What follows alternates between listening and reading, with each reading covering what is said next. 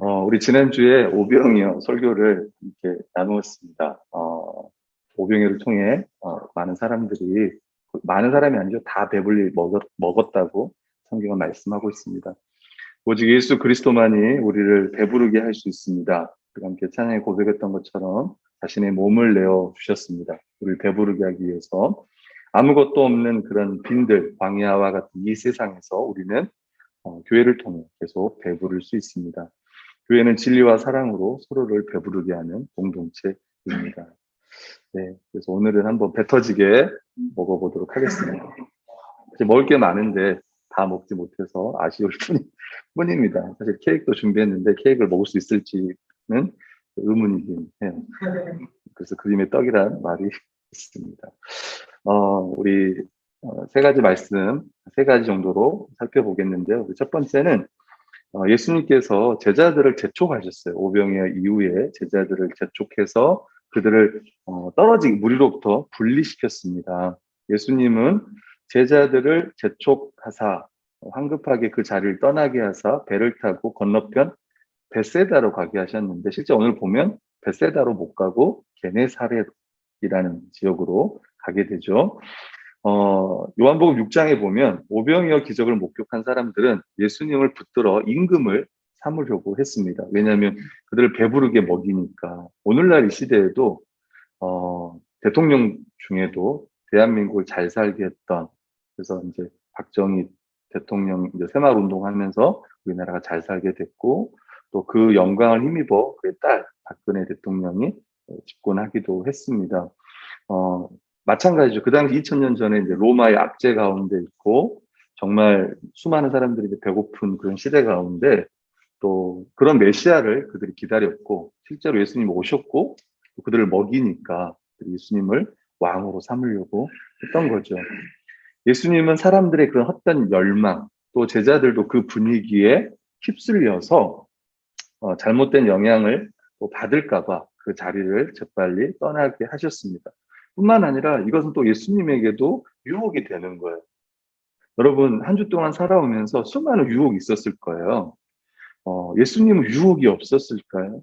많이 있었어요. 많이, 그죠. 그냥, 수많은 유혹 가운데 성경에는 이제 대표적으로 한 세 군데가 나오는데, 제가 봤을 때는, 하나가 뭐였죠?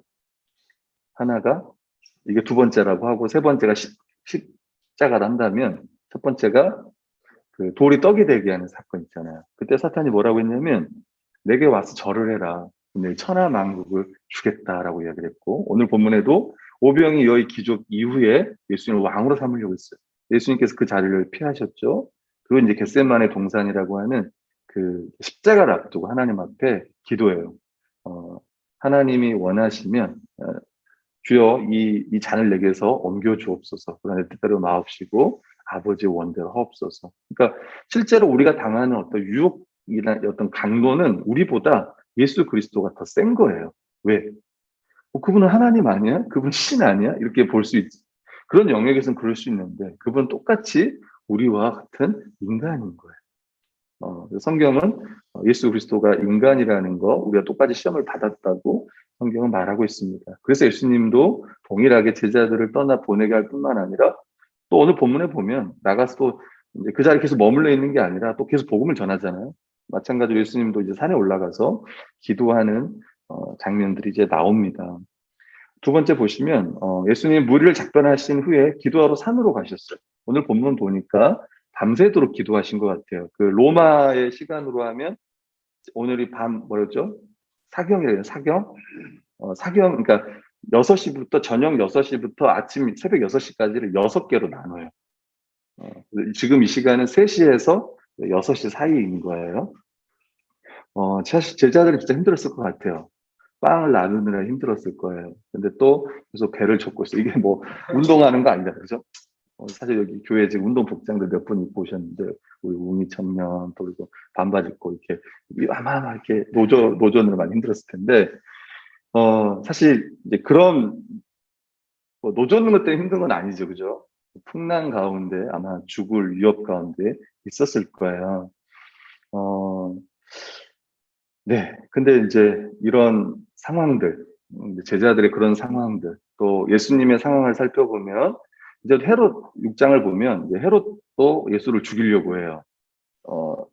어디 나오죠? 3장 6절에도 보면 바리새인들이 나가서 헤롯 왕과 함께 어떻게 하여 예수를 죽일까 의논하니라라고 이야기해요. 6장에 세례 요한을 죽였잖아요. 이제 그런 어떤 압박해오는 상황 가운데 있습니다. 또 무리들은 예수님을 왕으로 삼으려고 하는 그런 위치에 있고, 또 제자들은 어떤 고난 가운데 있고, 이런 상황 가운데 예수님께서는 또 기도하고 있습니다. 그러면서 성경은 제자들을 보셨다라고 이야기를 해요. 이게 두 번째 이야기인데, 47절부터 52절은요, 이제 바다 위로 걸어 오셨습니다. 예수님께서. 여러분, 누가 무리를 걸을 수 있을까요? 무리를.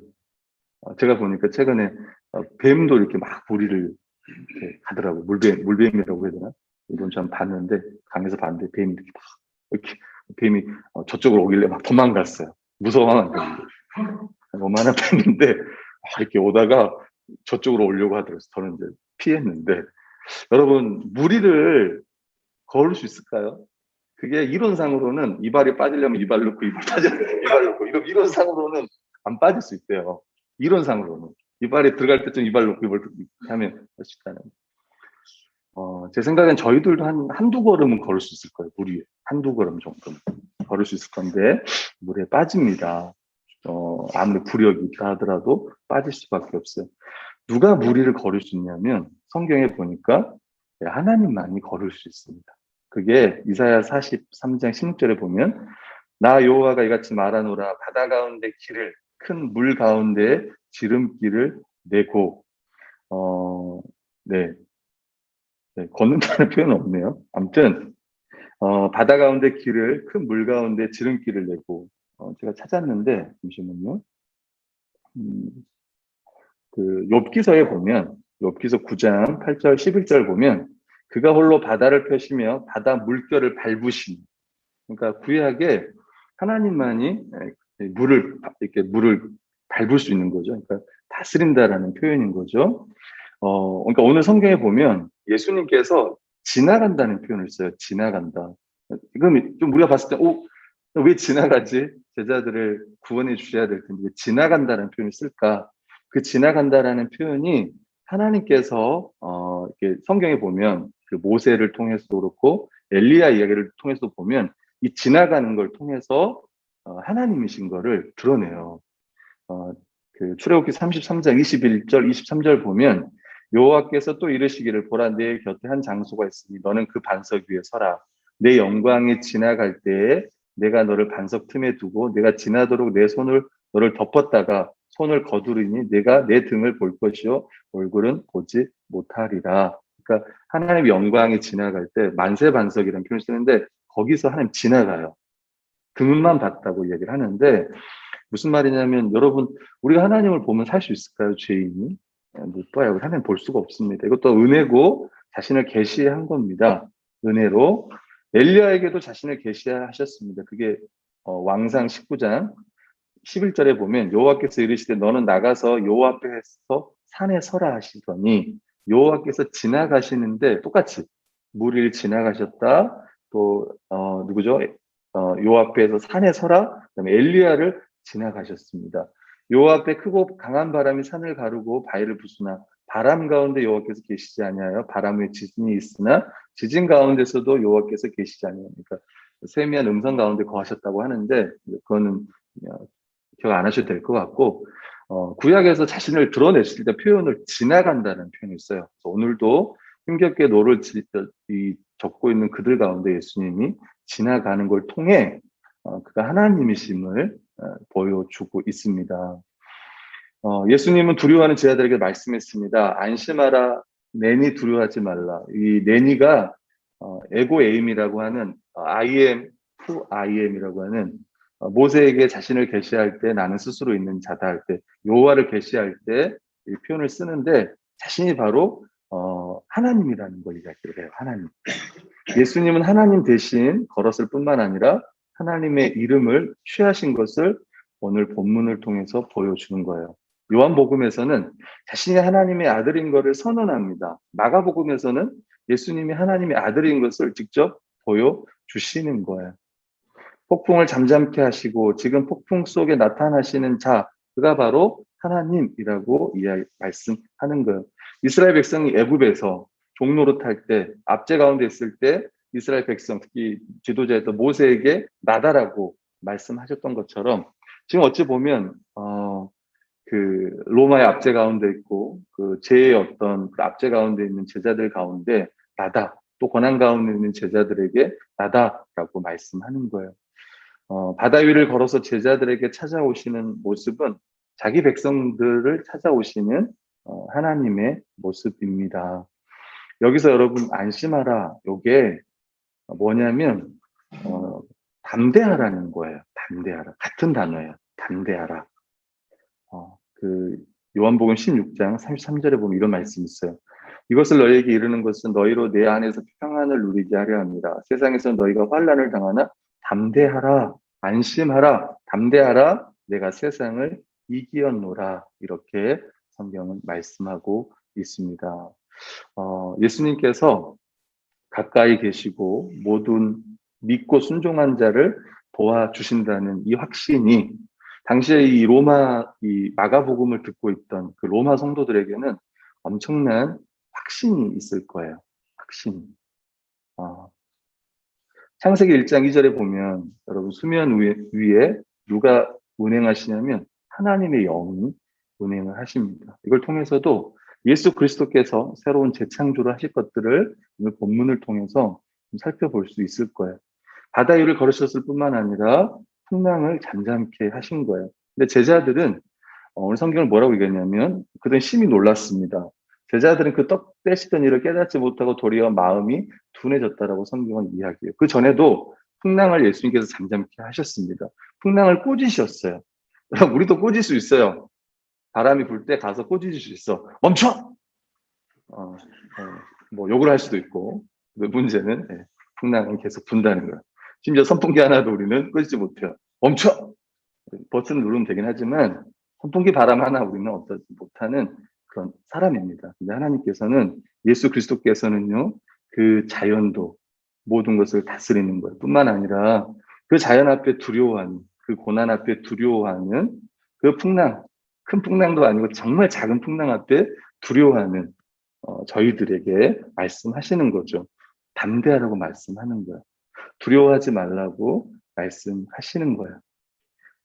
그리고 세 번째 보니까 오늘 겟세마네가 아니라 게네사르에서 병자들을 고칩니다. 아마 성경 연구를 여러분들 어떻게 했는지 모르겠어요. 이거를 긍정적으로 보신 분들도 있고 부정적으로 보신 분들도 있을 거예요. 왜냐하면 본문에는 뭐 설명이 없잖아요. 이제 우리가 해석을 이제 해내죠. 막 침대까지 들고 오니까 사람들이 고침 받으려고 하는 거다.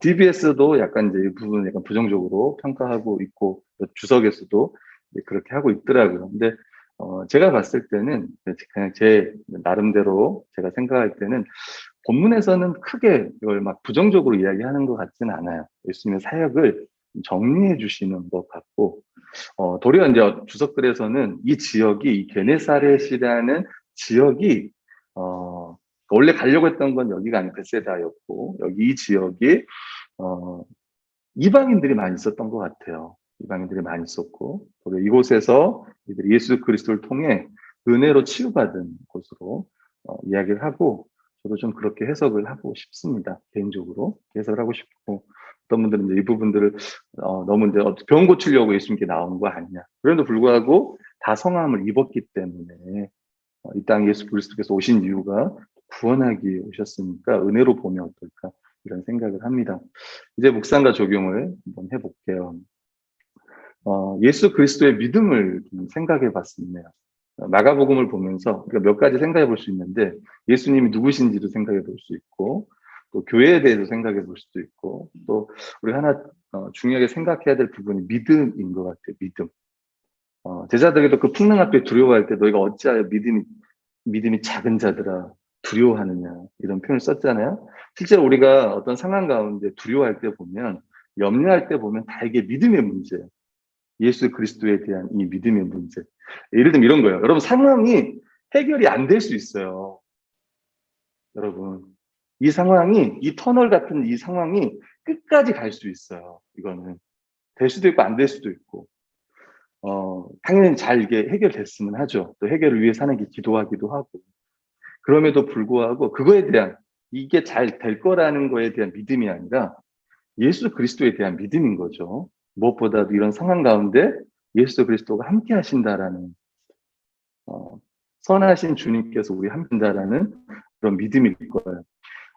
예수에 대한 믿음을 좀 생각해 보면요. 마태복음 27장 13절에 보면 그가 하나님을 신뢰하니 하나님이 원하시면 이제 그를 구원하실지라 그의 말이 나는 하나님 아들이라 하였도다. 이거 약간 비꼬는 말로 이야기한 거예요. 그럼에도 불구하고 그가 하나님을 신뢰하니 하는 표현을 썼어요. 그러니까 예수님을 십자가에 못 본 자들이 예수님한테 원래부터 아버지 신뢰했던 자다. 봐봐라. 그래서 구원해 주신 우리 한번 봐보자. 스 약간 비꼽는 비아냥거리는 말이었지만 실제로 예수 그리스도 대적들의 눈에도 닿고 예수 그리스도는 하나님을 의지했던 분이신 겁니다. 이사야서 50장 7절 보면 주 하나님께서 나를 도우시리니 그들이 나를 모욕하여도 마음 상하지 않았고 오히려 내가 각오하고 모든 어려움을 견디어냈다. 내가 부끄러움을 당하지 않겠다는 것을 내가 아는 까닭은 나를 의롭다 하신 분이 가까이 계시기 때문이다. 누가 감히 나와 다투겠는가? 한 법정에 서보자. 나를 고소할 자가 누구냐? 나를 구할 자가 있으면 하게 하여라. 이사야서 50장 7절 8절 말씀인데 이 말씀을 그리스도에게 적용할 수 있을 것 같아요. 예수님이 마지막 순간에 여러분 마지막 순간 내뱉으면서 했던 말 혹시 아세요? 네? 다 이뤘다 말도 있고 또 네, 여러 가지 말도 다 있고 가장 7월이라고 하는 이제 7가지 말이 있는데 그 중에 하나가 뭐냐면 아버지 내 영혼을 아버지 손에 부탁하나이다 이렇게 하고 이제 마지막 다 이뤘다고 죽는데 우리도 아마 마지막 순간에 그럴 것 같아요. 다 이루었다. 아니 다 이뤘다 가지고 우리가 뭘 이루겠습니까? 우리가 사명도 있지만 내 영혼은 아버지 손에 부탁하나이다 이렇게 하고 우리 마지막에 그럴 거예요. 아들아 나는 안 죽다. 가라. 가라. 아버지를 듣고 싶다. 그때 결의가 아버지, 저희 아버지를 하나님의 손에 부탁합니다. 이렇게 하고 우리 성도님들도 목사님 제발 하나님께 부탁하시고 가십시오. 목사님 이러실 거예요. 무슨 말이냐면 마지막 순간까지 하나님을 의지했다는 이야기죠. 부탁한다라는. 예수 그리스도는 하나님을 온전하게 또 일관성 있게 뜨겁게 믿었습니다. 예수님은 우리에게 믿음을 주셨잖아요. 그가 먼저 믿음으로 살았어요. 하나님 아버지를 믿는 믿음을 살았단 말이에요. 누가복음 23장 46절 큰 소리로 불러 이르시되 아버지 내 영혼을 아버지의 손에 부탁하이다. 이 말씀을 하신 후 숨졌다라고 성경은 말하고 있습니다. 한번 두 번째 한번 생각해 보면요. 뒤로 물러가지 않는 담대한 믿음을 가진 시자를 한번 생각해 봤으면 해요. 히브리서 10장 37절 9절 보면 잠깐 후면 오실 리가 오시리니 지체하지 아니하시리라. 예수를 지킨다는 거죠. 나의 의인은 믿음으로 말미암아 살리라. 또한 뒤로 물러가면 내 마음이 그를 기뻐하지 아니하리라 하셨느니라. 우린 뒤로 물러가 멸망할 자가 아니요 오직 영혼을 구원함이 이 믿음을 가진 자니라. 사랑하는 성도 여러분, 지금 어떤 상황이 있을 거예요. 어떤 분들은 좀 평안한 분들도 있을 거고, 어떤 상황이 어려운 분들도 있을 거예요. 그때 뒤로 물러가지 마시길 바랍니다. 뒤로, 여러분, 뒤로. 물러가지 마시고, 또 동일하게 히브리서 12장 2절은 뭐냐면, 누구를 바라보냐면, 믿음의 주요 온전하게 하신 예수를 바라보자. 그는 그 앞에 있는 기쁨을 위하여 십자가를 참으사 부끄러움을 비치 아니하시더니 하나님 보좌 우편에 앉으셨느니라. 네, 그분은 끝까지 십자가의 길을 걸었어요. 기쁨을 위하여 부끄러움을 참으셨다라고 성경은 말씀하고 있습니다. 그리고 그가 주가 되셨다라고 성경은 말씀하고 있어요. 그래서 사랑하는 성도 여러분, 뒤로 물러가지 않기를 바랍니다. 믿음으로 더 계속 전진하기를 바래요. 마지막 세 번째는요. 오늘 설교 제목처럼 예수 그리스도는요 제자들에게 걸어가셨어요. 그들 찾아오셨단 말이에요. 무리를 걸어서 제자들에게 가셨어요. 오셨어요. 고난당하는 교회로 걸어오셔서 함께 하시는 거예요. 아멘. 마태복음 28장 18절 20절 보면 볼지어다 내가 세상 끝날까지 너희와 함께 하리라고 주님 말씀했잖아요. 우리에게 성령을 주시겠다고 약속하시면서 뭐라고 했냐면 내가 너희를 고아와 같이 내버려 두지 않겠다라고 얘기했어. 너희를 고아와 같이 버려두지 아니하고 너희에게 오리라라고 했어. 어떻게 오셨어요? 성령으로 그분은 우리와 함께 하시는 겁니다. 복음의 기초에 보면 여러분 구가에 보면 비용 계산을 보시면 그 세 번째 챕터잖아요. 세 번째 챕터에 보면 이 십자가의 길을 뭐로 이야기해요? 네, 기억납니까? 영광의 길로 이야기해요. 십자가의 길을. 영광의 길. 고난의 길이지만 영광의 길이요. 그래서 뭐라고 얘기했냐면 베드로전서 4장 14절의 말씀이 있습니다. 너희가 그리스도의 이름으로 치욕을 당하면 복 있는 자로다. 영광의 영, 하나님의 영이 너희 위에 계십니다. 아멘. 다시 이야기하면 뭐예요? 하나님이 함께 하신다는 거예요. 여러분, 하나님이 함께 하신다는 게 그게 진짜 복의 핵심입니다. 여러분, 우리 구원하신 이유가 뭐예요? 다 배웠으니까. 우리가 기도하는 목적이 뭘까요? 교제예요, 교제. 하나님과 함께 할 때, 여러분, 물고기가 물 안에 있을 때 행복하잖아요. 여러분, 물 바깥을 나가면 어떻게 되는 줄 아세요? 근데 아직도 설교 때, 우리 예전 목사님 말씀 기억나. 여러분, 물고기가 밖으로 나가면 어떻게 되는 줄 아십니까? 매운탕이 됩니다. 나 그 말이 또 한 번 들었는데 잊혀지지가 않아요. 물 밖에 나가면 죽잖아요. 여러분, 인간도, 이 신자도 어디 안에 있으면 가장 행복하냐면 그리스도 안에 있으면 가장 행복하죠. 다시 얘기하면 그리스도와 교제 가운데 있을 때 가장 행복하고 거기서 참된 안식을 누리는 거예요. 고난 가운데도 마찬가지예요. 고난 가운데서도 실제로 여러분 몸이 힘든 거는 참을 수 있습니다. 진짜예요. 몸이 힘든 건 참을 수 있어요. 근데 이런 상황 가운데 여러분 보세요. 실제로 아무도 나를 알아주지 않아. 어때요? 그게 진짜 힘들지 않아요? 쉽게 말하면 아무도 나와 함께 하지 않아. 쉽게 얘기하면 교회에서 나와 아무도 함께 하지 않고, 가족에서도 나와 아무도 함께 하지 않고, 직장에서도 나 혼자 있고. 여러분, 혼자 있다라는 게 가장 힘든 거 아니에요? 누가 나와 함께 하지 않는다는 게 가장 큰 고통 아닙니까? 여러분, 마지막 죽음이 어떤 분들에게는, 이제 우리가 고독사라고도 이야기하는, 여러분, 이제 나이 드신 어른분들이 혼자 죽잖아요. 여러분, 그 죽음이 얼마나, 우리가 봐도 그잖아요. 혼자 있는 게, 마찬가지예요. 근데 하나님이 함께 하신다고 생각해 봐요. 우리가 가정과 함께 할 때, 교회와 함께 할 때 행복한 것처럼, 가장 기쁜 것처럼 그리스도가 나와 함께 한다고 생각해 봐요. 그건 믿음이죠, 믿음. 믿음의 영역이에요. 실제로 막상 고난을 당하면 그런 생각을 못 합니다. 주님이 나와 함께 하시고 그것보다도 내가 어떻게 이것들을 잘 헤쳐나갈 수 있을까? 우리 염려와 두려움이 앞서는데 그때 한번 믿음을 발휘해 보세요. 예수님께서 기도하신 중요한 이유는 우리가 어떤 기도의 모범을 보여주셨기 뿐만 아니라 그 기도를 통해 자신의 정체성을 드러냈습니다. 영혼 정체성. 무슨 말이냐면 하나님 아버지와 교제하는 가운데서 예수 그리스도의 사역과 예수 그리스도의 사랑과 이 모든 것이 다 흘러나왔던 거예요. 영원 전부터 하나님과 함께 교제했어요. 성삼위 하나님께서 교제하셨습니다. 그리고 영원 전부터 예수님은요 기도하고 계신 거예요. 그리고 기도를 우리에게 명하시는 거죠. 다시 이야기하면 교제하기 원하신다는 거예요.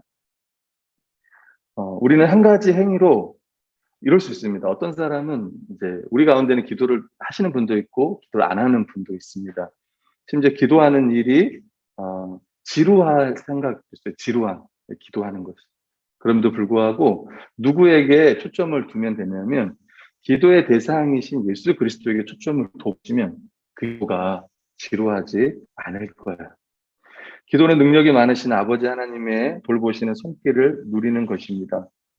우리의 모든 짐, 어깨 위에 짊어진 듯한 부담감, 고독하고 두려운 삶의 멍에에서 우리는 벗어나게 되는 거예요. 여러분, 제가 봤을 때 제일 힘든 게 뭐냐면 교회에서 가장 힘든 게 뭐냐면 기도하는 거예요. 특히 기도에 대한 여러 가지 표현이 있어요. 기도는 영적인 호흡이다. 여러분, 호흡이 끊기면 어떻게 돼요? 죽어. 우리 중에 죽은 사람이 많아. 다 산소호흡기를 꽂아야 될지 몰라요. 왜 기도가 어렵냐면 이런 거예요. 여러분 보통 우리 기도할 때 이렇게 눈을 뜨고도 할 수 있어요. 눈을 뜨고도 하는데 보통 눈을 감고 옛날에는 지금 보통 기도 옛날에 이렇게 기도를 했어요. 아세요? 아니면 이렇게 하든지. 오늘날에 그렇죠. 이렇게 보통 이제 이렇게 하는 거. 보통 이렇게. 근데 이거 왜 끼는 줄 아세요? 네? 저도 몰라요. 모르는데 이게 무슨 말이냐면 딱 손을 묶는 거예요. 쉽게 말하면 나는 아무것도 할 수 없다라는 거예요. 눈을 감죠. 눈을 감으면 아무것도 안 보여요. 눈 뜨고 기도할 수 있지만 다시 이야기하면 하나님만 의지한다는 거예요. 근데 실제로 인간이 가장 힘든 죄인들이 가장 하기 힘든 게 뭐냐면 하나님 의지하는 거야. 나는 뭐라도 하고 싶은 거예요. 손을 깍질 안 껴. 왜? 하나님 의지하기보다는 내가 움직여. 내 손이 먼저 움직여요. 내 눈이 먼저 보고. 그래서 사실 제일 어려워요. 어, 자기 독립성이 강한 인간은, 죄인은 기도하는 게 어렵단 말이에요. 죄인이기 때문에. 그럼에도 불구하고 성경은 기도는 믿음 있는 자의 실천이라고 이야기를 합니다. 이 기도를 통해 자신이 어떤 존재인지 하나님 앞에 아는 거예요. 하나님께 받아 누리는 궁핍한 존재라는 것을 시인하는 것이 기도인 거예요. 오늘날 이 시대는 자기 자신의 어떤 생산성, 그죠? 이거를 우상으로 쫓는 시대 가운데 있습니다. 더 것들을 만들어내려고 하는 이런 것을. 그러다 보니까 하나님을 의존하지 않고 자기의 어떤 노력과 그것들만 의존하는 시대가 되었다는 거예요. 사랑하는 성도 여러분, 여러 가지로 바쁠 겁니다. 그럼에도 불구하고 바쁘다는 이유로 기도를 멀리하지 마시고 더욱 기도의 자리로 나가길 바라요. 잘 생각해 보세요. 지금 예수님이 얼마나 힘들었을 것 같아요. 마가복음을 보시면 예수님이 탱자탱자 노는 걸 못 봐요. 심지어 밥 먹을 시간도 없어요. 식사할 겨를도 없을 만큼 바삐 움직였어요. 그런 상황에도 예수님께서는 기도하신 거예요. 그러면서 그 길을 가셨던 거고 제자들에게도 말씀하셨던 겁니다. 성난 폭풍은 예수님을 깨우지 못하더라도 절박한 이들의 부르짖음은 예수님을 깨울 수 있다라고 제가 한 책자에서 보았습니다. 무슨 말인지 아시죠? 이 전에 보면 풍랑 가운데 그 풍랑이 예수님은 그 배에 이제 피곤하시니까 누워 계셨잖아요. 그때 막 제자들은 두려워하였고, 그때 제자들이 깨우잖아요. 예수님, 우리가 이렇게 죽는 걸 지금 모르십니까? 예수님 몰랐겠어요? 풍랑이 부는 거? 진짜 잠을 몰랐을 수도 있겠지만. 그 성난 풍랑이 예수를 깨우지 못했어요. 그러나 제자들의 그 절박한 부르짖음에 예수님을 깨울 수 있었단 말이에요. 그 부르짖음. 오늘날도 예수 그리스도는 우리의 부르짖음 들을 거예요. 아멘. 여러분 마태복음에 보면 똑같은 본문이지만 다른 이야기가 나와요. 중간에 어떤 이야기가 삽입이 되냐면 이렇게 이야기해요. 예수님께서 안심하라 내니 두려워하지 말라 이렇게 했잖아요. 그러니까 베드로가 갑자기 주님, 만일 주님이시면 저를 명해서 물 위로 오게 해주십시오. 죄송합니다. 실제로 물을 걸었던 사람이 있었어요. 누구예요? 베드로가 물을 걸었어요. 이건 제가 하는 말은 성경에 있는 말이에요. 그래서 베드로가 배에서 내려서 물 위를 걸어요. 그래서 예수님께 가요. 성경에 보니까. 근데 거기서 보니까 바람을 보고 무서워 가는지라 이렇게 이야기해요. 소리를 지릅니다. 주여 나를 구원하소서. 그때 예수님께서 즉시 손을 내밀어 그를 붙들어 주셨습니다. 그때 예수님이 말하는 거예요. 믿음이 작은 자여 왜 의심하느냐. 배에 함께 오름에 바람이 그쳤다라고 이야기하고 그때 제자들이 예수님께 절하며 당신은 진실로 하나님의 아들이었소이다라고 고백을 해요. 설교를 마치겠습니다. 폭풍 가운데 주님과 함께 가기를 소망합니다. 아멘. 폭풍 가운데 교회와 함께 걸어가기를 소망합니다. 한번 진짜 걸어가 보십시오. 그리고 주님이 함께 하시는 거야. 우리는 몰라. 사실은 우리가 그냥 모르는 거예요. 어젯밤에 제가 설교를 새벽 1시쯤에 집에를 갔는데 별이가 자고 있는데 엄마 다리 밑에 자고 있더라고요. 쉽게 말하면 엄마는 이제 뒤쪽으로 하고 있고 결이 그 또 다리 밑에 끼어 있고 어, 이거 죽는 거 아니야? 그래서 결의를 새벽 1시였죠. 결의를 다시 끌어가지고 이제 옆에다 놨는데 하물며 세상 부모도 그렇습니다. 부모. 나는 전능 않아서 사실은 못 보잖아요. 제가 잘 때 보잖아요. 아이. 여러분 잘 때 압니까? 우리 인간들은 몰라요. 근데 성경에 하나님은 졸지도 않는다 그러잖아요. 사탄도 졸지 않지만 하나님께서 졸지 않아요. 그리고 우리를 지키시고 실제로 우리가 모르죠. 고통 가운데 실제로 우리는 하나님 나오게 하시는 걸 모를 때가 너무 많아요. 지난 나 돌아봤더니 사실 난 기도하지도 못했고 그 상황 가운데 그래도 주님의 인도로 오늘날까지 온 걸 보면 하나님의 크신 은혜인 거예요.